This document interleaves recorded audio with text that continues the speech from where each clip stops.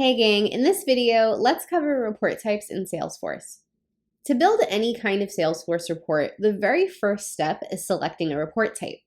And if you don't understand how those types work, then worst case, you end up building the wrong kind of report and can get stuck. So first, remember that the report type determines which records and fields will appear in your report results. So if you choose an account report type, like this one here, then your report results will include account records and most, if not all, of the fields on your account object. Speaking of, this account report is a standard report type.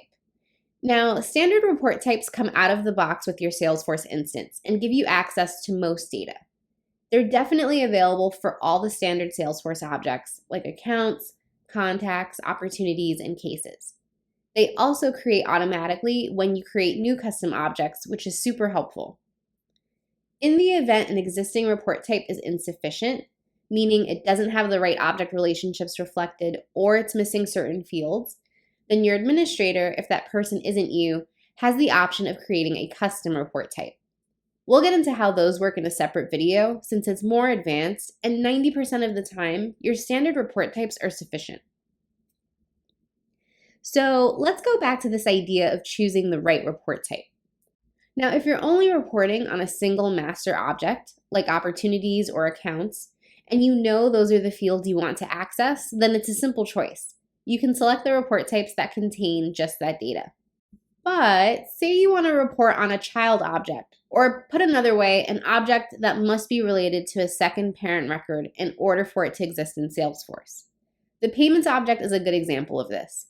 Payments are child records to opportunities, so you can't have a payment in Salesforce without linking it to an opportunity. Let's say we want to report on payments in Salesforce. If I search the report type options, I see opportunities with payments. This is because of that parent-child relationship that I mentioned earlier. The standard report type name is going to call out both the parent and child object when you are trying to report on child records. And when you think about your report results, it's that child object, payments in this case, that will return rows in your report results. So while you'll have fields available from both the opportunity and payment object, each individual row is actually going to represent a payment record.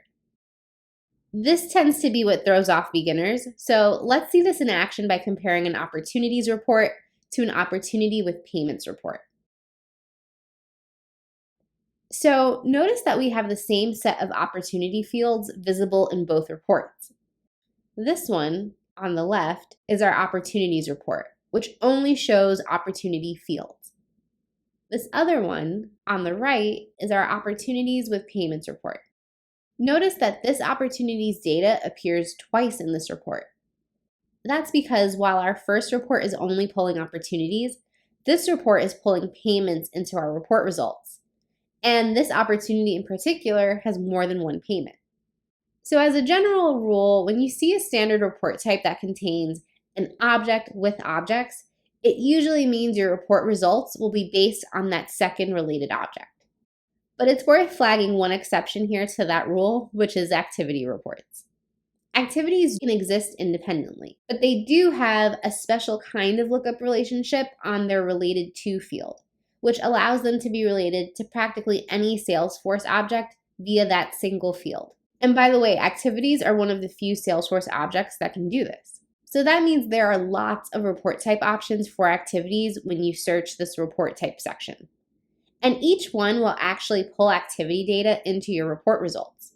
But the kinds of activities will be based on the report type and whether that object is what's linked in the related to field. So an activities with cases report will pull only activities that are related to a case, while an activities with accounts report will pull all activities related to an account.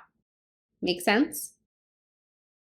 So to recap, when choosing a report type, just make sure you know 1, what you want your report results to look like, and specifically which records you want returned as rows. 2, which fields you want to show. And 3, if and how object relationships matter for your reporting requirements. So I hope this video provided a clear, basic, helpful explanation of how report types work in Salesforce. If this video was helpful, please give it a thumbs up, and for more videos like this, be sure to subscribe. Thanks.